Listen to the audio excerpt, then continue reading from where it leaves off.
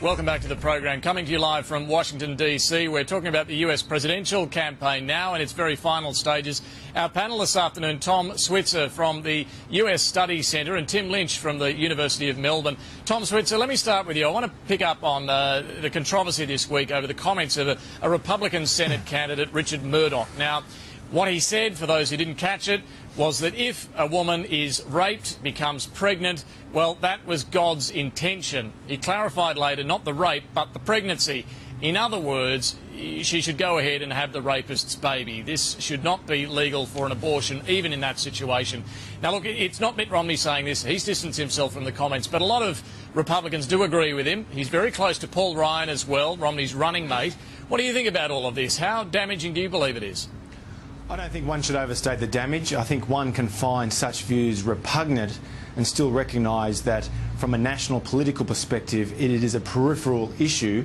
These kind of comments may well hurt him in his own Senate candidacy in Indiana. You may recall he beat the veteran Senator Richard Lugar, who'd been in the Senate since the mid-1970s, and a very controversial primary race. Who got Yeah, moderate, and of course this fellow is more on the right of the party, so he may well struggle in his own seat, but I don't think it will affect the national race for this very reason.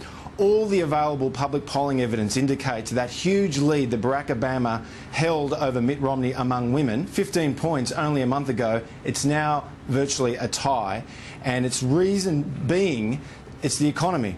All the available evidence indicates that front and centre on women's concerns is not social issues or cultural issues, it's the economy.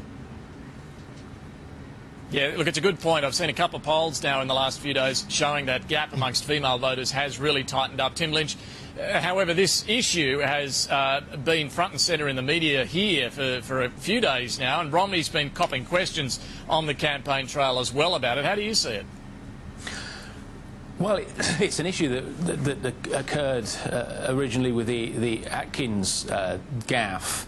But I think it's important to remember the Republican Party is a very broad church. Both parties are, and it's got its share of anti-abortion and right-wing religious people, and it's got pro-choice people. I mean, all I'd observe is that Ronald Reagan and George Bush, the last two great evangelist presidents, although they had a rhetoric that was anti-abortion, they oversaw an expansion in abortion rates during their terms.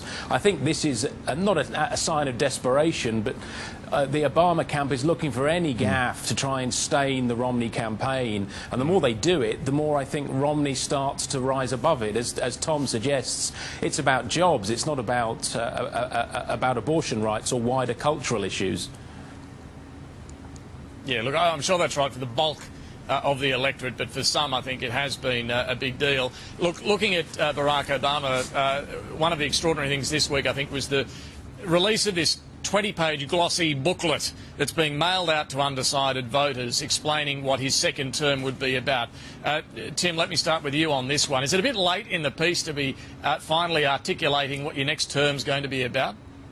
Yes, I think it is, and I don't want to paint myself into some pro-Romney corner here, but I think any right-thinking Democrat would look at this glossy journal and say, well, Obama's very photogenic, it's full of nice pictures of the incumbent, but in terms of a substantive economic policy that will create jobs, it just doesn't stack up. Compared that to what Romney's doing, he's presented a very plausible economic plan. I mean, economists will dispute some of its centralities, but in terms of its sellability, it's proved much more effective, as we saw in the debates. So this looks a very, very lame last-ditch effort to provide substance. And if you actually open the thing, and I advise viewers to have a look at it on the web, it's lots and lots of coloured pictures and not much else. Yeah, I mean, even the press, look, I think, Tom, there are big questions about both the economic plans here, aren't they? I mean, a glossy booklet's one thing. I know Tim calls it a plausible plan from Romney on the economy, but there are still big questions about how he's going to make all the numbers stack up on the economy and on his tax plans as well. Well, I think that there may be some truth to that, David, but the fact of the matter is it's not his record on which he is running, it's the President's record.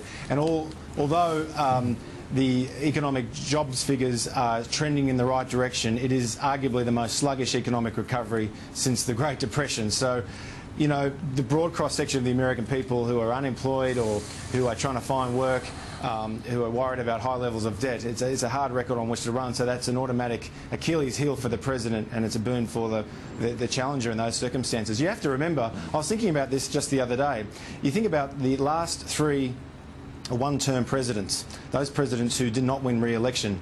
Herbert Hoover in 1932, Jimmy Carter in 1980, and George H.W. Bush in 1992. And what distinguished those one-term presidents from the other 2-term presidents was that they presided over a widespread economic anxiety. And this is exactly the mood in America right now. It's hard for a lot of Australians to recognise this, but the unemployment rate in America, even with a deregulated labour market, is more than 2 percentage points higher than it is here in Australia. Yeah, and he just hasn't been able to shake those concerns and anxieties, as you say, that Americans clearly have. We are now, you know, about 11 days or so until election day. A lot of people voting early, which is what the campaigns want them to do. Let me ask you both what you think's going to happen at this stage. Tom? Well, look, there's no question it's a dead heat at this stage, but the momentum is clearly behind Mitt Romney. If you look at the Electoral College battleground states, say a month ago in Ohio, the president had up to 10-point lead over Mitt Romney. Today, by most accounts, it's around 2%.